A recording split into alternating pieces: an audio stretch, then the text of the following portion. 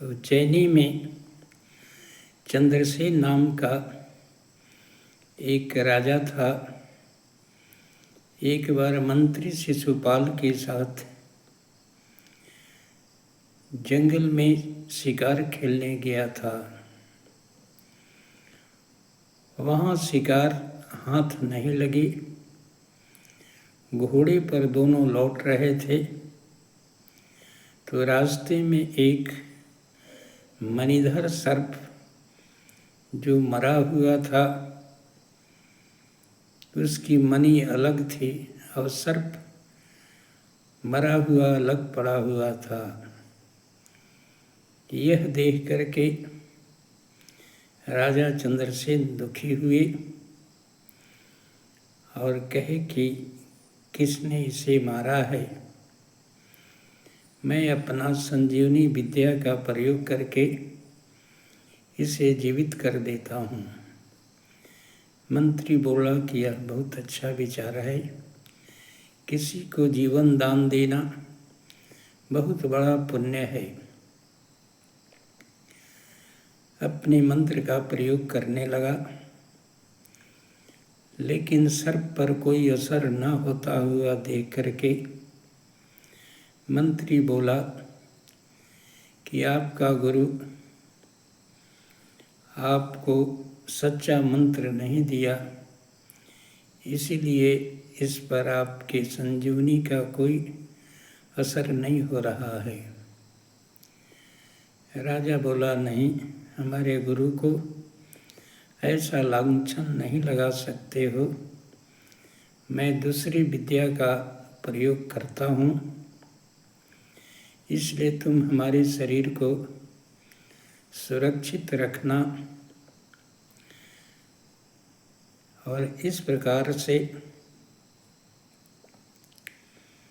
वह जो है परकाया प्रवेश जानता था और बोला कि यह जीवित हो जाएगा तो मैं पुनः अपने शरीर में प्रवेश कर जाऊंगा। इस प्रकार से राजा परकाया प्रवेश विद्या से उस सर्प को जीवित कर देता है और अपना शरीर छोड़ देता है। यह बात देख करके मंत्री भी गुप्त रूप से यह विद्या सीख लिया था और मंत्री गद्दारी किया और मंत्री जो है यह काम किया कि अपने शरीर को परकाया प्रवेश करके राजा के शरीर में प्रवेश कर जाता है और राजा सर्प के शरीर में ही जब उसका शरीर ही नहीं रहा तो वह जो है लाचार हो गया और सर्प बन के मन महसूस करके रह गया। इस प्रकार से मंत्री के धोखे से दुखी रहने लगा और वह बड़ा प्रसन्न हुआ।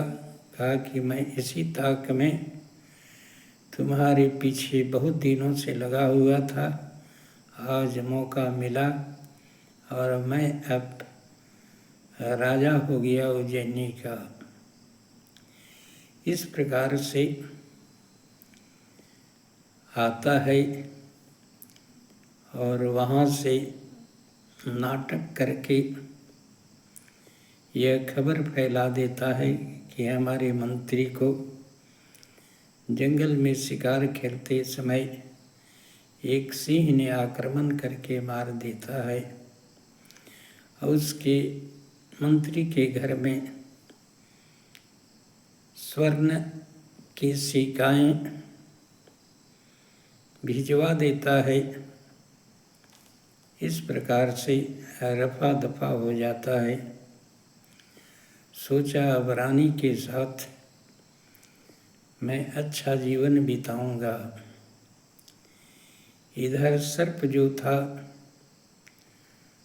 जब राजा रात में सो जाता है तो रानी को यह सारा वृतांत सर्प जो है आवाज़ के रूप में समझा देता है कि रानी तुम इस महल को छोड़ करके अपनी एक विश्वासी दासी को लेकर के दूसरी जगह चले जाओ। यह मंत्री शिशुपाल धोखेबाज निकला और संजीवनी विद्या का अनुचित लाभ उठा करके यह जो है हमारे शरीर में प्रवेश कर गया है और नकली राजा बना हुआ है। मैं सर्प के शरीर में हूँ, बाद में शब्द में समझा दूंगी। असली रानी जो है उसी रात को एक विश्वासी दासी को लेकर के सुरंग के माध्यम से जंगल में निकल जाती है और धीरे धीरे दूसरे राज्य में चल जाती है। इस प्रकार से दूसरे राज्य के राजा के यहाँ जा कर के दासी के काम करने लगती है। उधर सर्प जो था कुछ खाने की तलाश कर रहा था तो देखा कि एक तोता मरा पड़ा है। उस सर्प शरीर को छोड़ करके तोते के शरीर में प्रवेश कर जाता है और जहाँ रानी नौकरानी बनी थी उसी राजा के यहाँ जा कर के उतने सुंदर तोता को देख करके राजा आकर्षित होता है और तोता स्वयं जो है राजा के पास चला जाता है। दोनों में मित्रता हो जाती है और धीरे धीरे अपनी पत्नी और दासी को देख करके तोता जो है सारा वृतांत बता देता है कि आपके यहाँ जो नई नौकरानी आई है वह मेरी पत्नी है और मैं राजा हूँ।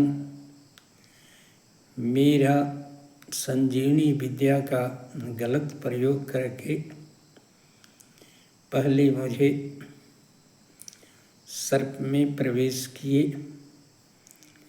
और उस शरीर को जब छोड़े तो मंत्री भी धोखा से उस विद्या को सीख लिया था और हमारे शरीर में प्रवेश करके राजा बन गया है।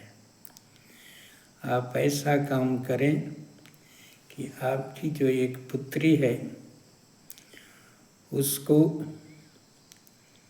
यह शर्त रखवाएं कि जो संजीवनी विद्या जानता होगा उसी से अपनी बेटी का स्वयंवर रचाऊंगा। इस प्रकार से हमारा जो विद्या का अनुचित लाभ उठा करके राजा बना हुआ है वह स्वयंवर में अवश्य आएगा और फिर जो है हम लोग का काम बन जाएगा। उसी समय एक शिकारी आता है और एक औरत आती है मुर्गी लेकर के कि शिकारी के कुत्ते ने मेरे मुर्गी को मार दिया है, इसे जिंदा करवाइए। राजा कहे कि घबराओ नहीं, स्वयंवर रचाए हैं, उसमें जो आएगा वह तुम्हारे मुर्गी को जिंदा कर देगा। इस प्रकार से वह धोखेबाज राजा उसमें आया था और अपने मंत्र का प्रयोग किया। इधर तोता उसका संजीवनी का उल्टा मंत्र प्रयोग किया। जब संजीवनी विद्या से जीवित नहीं कर सका तो पर काया प्रवेश विद्या का प्रयोग किया। इस प्रकार से जो है मुर्गी जीवित हो जाती है, राजा मर जाता है और उसी का लाभ उठा करके तोता जो है पुनः अपने शरीर में प्रवेश कर जाता है और उस राजा की सहायता से वह अपने राज्य में रानी के साथ पुनः जाता है और उज्जैनी का राज्य पुनः प्राप्त कर लेता है। इसलिए धोखा का अंत धोखे से ही एक दिन हो जाता है।